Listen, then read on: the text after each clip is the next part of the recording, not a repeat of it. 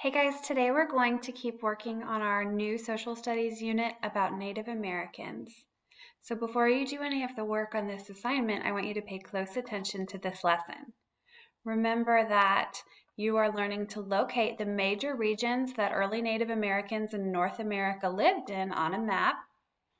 You have to be able to describe the climate of each region. That means you have to be able to talk to me about what the weather was like in each region. And you have to be able to describe how the Native Americans that lived in each region used their environment and their natural resources to survive.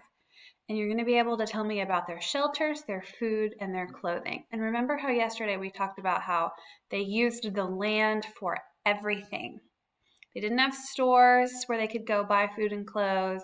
They didn't have construction workers to build their houses for them.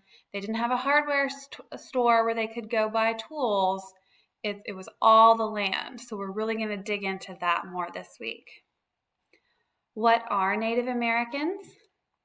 Native Americans are people that lived in North America before anyone else. This includes the countries above and below the USA. They are mistakenly called Indians because when Christopher Columbus arrived in North America, he thought he was in India, and he called them Indians. The Native Americans used their environment for things like shelter, food, and clothing. They were in tribes. A tribe is like a community. Each tribe had their own special traditions and religions. Where were they from? This is that map I was talking to you about a few minutes ago when we were going over the learning target. This is a map of North America, but it is zoomed in on the USA. Up here, we have the Arctic region. Over here, we have the Plains region. Up here, we have the Northwest region.